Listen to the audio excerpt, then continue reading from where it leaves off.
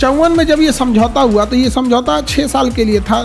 कब खत्म हुआ बाबू? 1960 में। लेकिन अगर आप गौर से देखिएगा तो इसका सबसे महत्वपूर्ण बात था कि हम एक दूसरे पे युद्ध नहीं कर। चाइना ने पूरी तरह से भारत को हरा दिया। इस युद्ध में हम बहुत बुरी तरह हारे थे और इसका सबसे बड़ा जिम्मेदार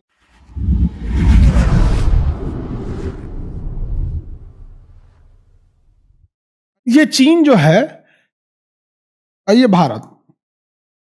चीन भारत को उतना पसंद नहीं करता था यहाँ पर, ठीक है। तो जब ये एरिया था तिब्बत, तो भारत और चीन के बीच में बॉर्डर का काम करता था तिब्बत।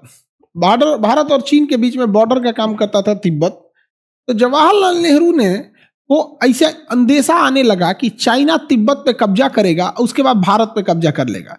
तो जवाहरलाल नेहरू ने 1956 में एक समझौता किया जिसका नाम था पंचशील समझौता। एक समझौता किया, पंचशील समझौता। ये समझौता अगले 6 साल के लिए था, अर्थात 1956 से 1960 के लिए एक समझौता हुआ भारत और चीन के बीच में, पंचशील समझौता। समझौते का नाम था पंचशील समझौता। बताओ तो बबुआ, इस समझौता कब हुआ था? 1956। समझौता 1954 हो, 56 में स्टार्ट किया था। और देखो ध्यान से, 54 में स्टार्ट कर दिया था इसको 54 में बातचीत करना चालू कर दिया था। 54 में बातचीत करना चालू कर दिया था। 1954 में बातचीत करना चालू कर दिए।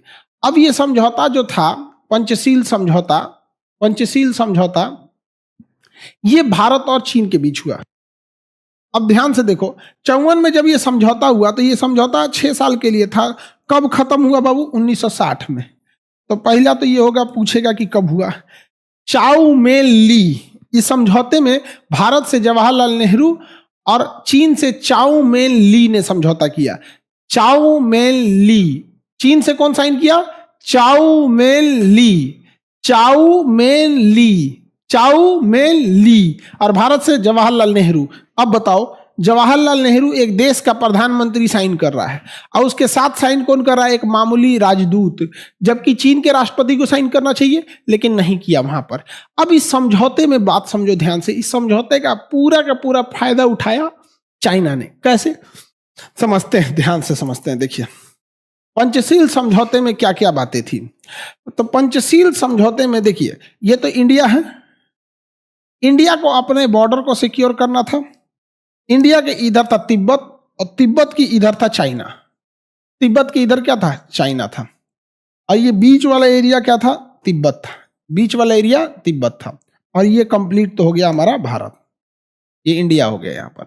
अब चाइना की नजर थी इस तिब्बत पे कब्जा करने के लिए। वो चाहता था चाइना कि वो इस तिब्बत पे क्या कर ले? कब्जा कर ले, तिब्बत पर कब्जा कर ले। इसलिए हम लोगों ने समझौता किया था, पंचशील समझौता 1956। हाँ, इसमें डेट लिखा है कि नहीं जी? 1954 से 60 के बीच में 5 चीजें थी, इसलिए इसका नाम रखा गया पंचशील। 5 चीजें थी इस समझौते में, इसलिए इसका नाम क्या रख दिया गया? पंचशील समझौता। क्या क्या 5 चीजें थी? एक दूसरे की अखंडता का ध्यान रखना, यानी एक दूसरे पर युद्ध न करना। अखंडता मतलब एक दूसरे पर युद्ध न करना। एक दूसरे के आंतरिक मामले में हस्तक्षेप न करना, यानी चाइना अंदर क्या कर रहा है हमको कोई मतलब नहीं है, और भारत अपने अंदर क्या कर रहा है चाइना को मतलब नहीं है। बहुत अच्छा समझौता था, लेकिन टाइमिंग देखिए चाइना ने कितना दगाबाजी किया। तो गाना है ना कि दगाबाज रे, इसे तो बहुत बड़ा दगाबाज था चाइना। तीसरा था, सबसे महत्वपूर्ण बात यह थी कि एक दूसरे पर युद्ध नहीं करना, अंतर्राष्ट्रीय मंच पर एक दूसरे का साथ देना। जैसे कश्मीर मुद्दे पर चाइना हमें साथ देता और तिब्बत के मुद्दे पर हम चाइना का साथ देते हैं। एक दूसरे का समान लाभ पहुंचाना, यानी अगर हम चाइना का लाभ पहुंचा सकते हैं या चाइना हमारा लाभ पहुंचा सकता है तो ठीक है। लेकिन अगर आप गौर से देखिएगा तो इसका सबसे महत्वपूर्ण बात था कि हम एक दूसरे पर युद्ध नहीं करना, एक दूसरे पर युद्ध नहीं करना। अब इस समझौते को अगर बेहतरीन ढंग से देखिएगा तो कितना अच्छा आपको लगेगा। इतना खतरनाक था ये पंचशील समझौता। जवाहरलाल नेहरू चाहते थे कि पंचशील समझौता 20 सालों के लिए हो, लेकिन चाइना ने इसे महज 6 साल के लिए पंचशील समझौता किया और पंचशील समझौता 1960 में समाप्त हो गया। और उससे पहले देखो, पंचशील समझौता 1954 से लागू होता है, 1954 से लागू होता है और खत्म हो जाता है 1960 में। और इसी बीच आता है यहाँ 1959 आता है। और इसी टाइम 1959 में पंचशील समझौते का फायदा उठा के चाइना ने तिब्बत पे कब्जा कर लिया। चाइना ने तिब्बत पर कब्जा कर लिया। 1959 में चाइना ने किस पर कब्जा कर लिया? तिब्बत पर कब्जा कर लिया। एक बात बताओ, भारत चूंकि पंचशील समझौता से घिरा हुआ था और कहा था कि अंतर्राष्ट्रीय मामले में एक दूसरे का सहयोग करना, तो हम अंतर्राष्ट्रीय मामले में चीन का सहयोग किए कि नहीं? चीन सही है। क्यों? क्योंकि हम लोग पंचशील समझौता किए थे। और एक दूसरे की अखंडता का ध्यान रखना, तो चाइना कह रहा है ये मेरा हिस्सा है, हमको कुछ करने दो। दूसरा, एक दूसरे के आंतरिक मामले में हस्तक्षेप न करना, हम लोगों ने कुछ नहीं किया, टुकुर टुकुर किया, टुकुर टुकुर करते रह गए। चाइना ने कब्जा करके लेके चल गया। पंचशील समझौता में चाइना तिब्बत पे कब्जा करके रह गया। तिब्बत से भाग के आए दलाई लामा, तिब्बत से भाग के आए दलाई लामा। हम लोग ने दलाई लामा का शरण दिया यहां पर। अब ध्यान दो, 1960 में जैसे ही पंचशील समझौता खत्म होता है, चाइना ने 1962 में भारत पर आक्रमण कर दिया। भारत पर क्या कर दिया? आक्रमण कर दिया। जवाहरलाल नेहरू को लगा कि कोई इंसान इतना दोगला कैसे हो सकता है। या आप बताइए कि जिससे भारत ने पंचशील समझौता किया हो, जिसके इतने बड़े आंतरिक मामले में हमने उसका फायदा सहा हो, हमने कुछ नहीं बोला, लेकिन चाइना ने हमला कर दिया और ये एरिया अक्साई चीन कब्जा कर ले गया। 10% अक्साई चीन को कब्जा कर ले गया। 1962 में कब्जा कर ले गया। समझा गया कि नहीं? अब आप बताओ, एक नारा लगता था हिंदी चीनी भाई भाई, हिंदी चीनी भाई भाई। अब इस युद्ध में भारत की बहुत भयानक हार हुई थी, बहुत भयानक हार हो गई भारत में। और चाइना ने पूरी तरह से भारत को हरा दिया। इस युद्ध में हम बहुत बुरी तरह हारे थे और इसका सबसे बड़ा जिम्मेदार जवाहरलाल नेहरू थे। इसका सबसे बड़ा जवाहरलाल नेहरू जिम्मेदार थे। हम आपको 2 कारण बताते हैं। पहला, कि जब ये युद्ध की घोषणा हुई थी ना, तो जवाहरलाल नेहरू नेपाल में थे। नेपाल में जाके बोले थे, मीडिया वाला पूछा था कि चाइना तो भारत पे हमला करने के लिए सोच रहा है, तो उन्होंने कहा कि मैं भारतीय सेना को आदेश दिया हूं कि यदि कोई स्थिति हो तो तुम ही युद्ध करना। सोचिए, नेपाल में जाके वो व्यक्ति युद्ध की धमकी दे रहा है चाइना को। तो पहला गलती ये। दूसरी गलती, रक्षा मंत्री जो था के मेनन, रक्षा मंत्री के मेनन ये और बड़ा डाकू था। और बीएम कॉल जवाहरलाल नेहरू के बहुत करीबी थे।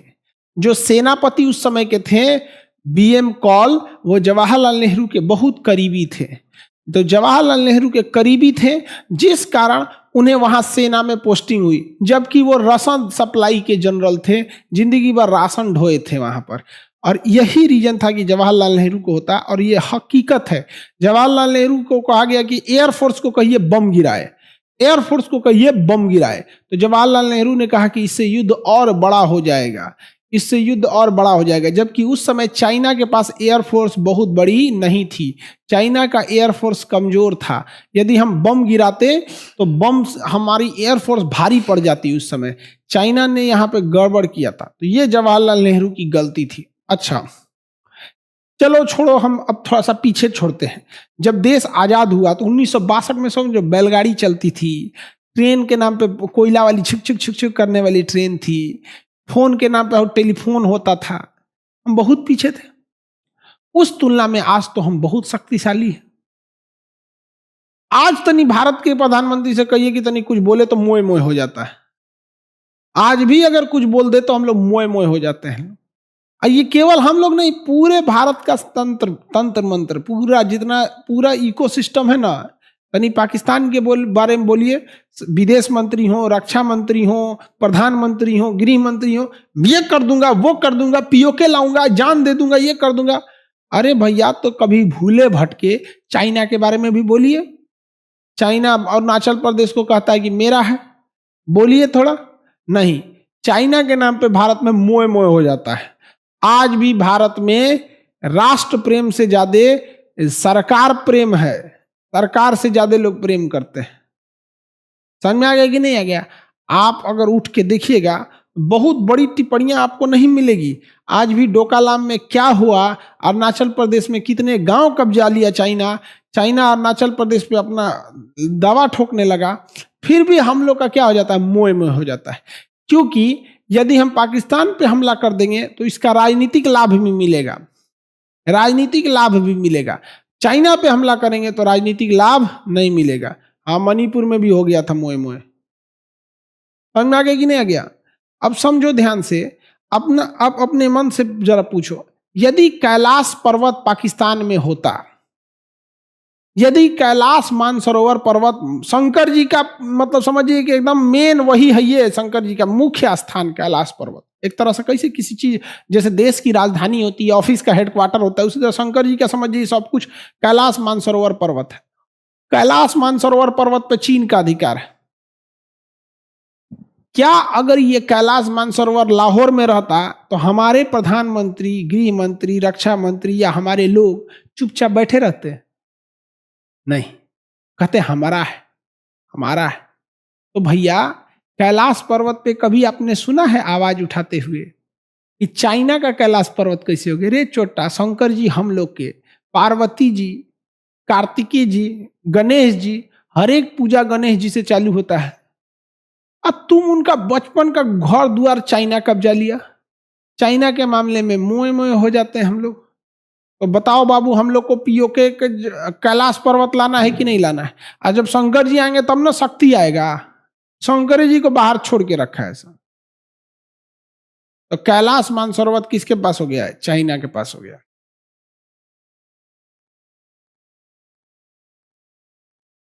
आगे बढ़े, आप बताओ मित्रों, अब की बार कैलाश पार।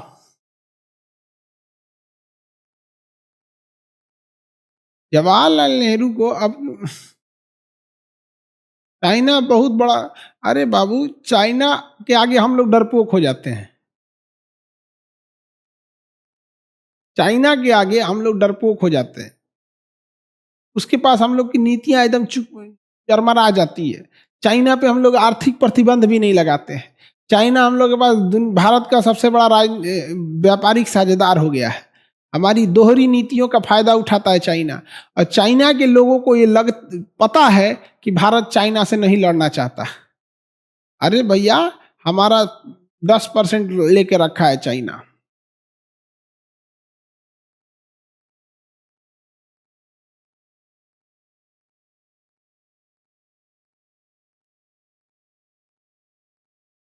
बीटो पावर है उसके पास। ये बबुआ, इजराइल के पास कौन सी का बीटो पावर है? मार के धज्जी उड़ा दिया कि नहीं? 57 देश का हिम्मत नहीं है कुछ इजराइल को कर सके। क्या हम लोग इजराइल से भी कमजोर हो गए हैं? 57 मुस्लिम देश ने कोई कुछ नहीं कर पाए इजराइल के आगे, मार के धज्जी उड़ा दिया। ईरान ज्यादा बोल रहे थे ना, ईराने को निपटा दिया। ईरान बोल रहे थे, ईरान को निपटा दिया। बताओ, भारत में अभी हम लोग ऐसा कर रहे हैं। चलिए अब देखते हैं हम लोग, मोए मोए हो गया हम लोग का।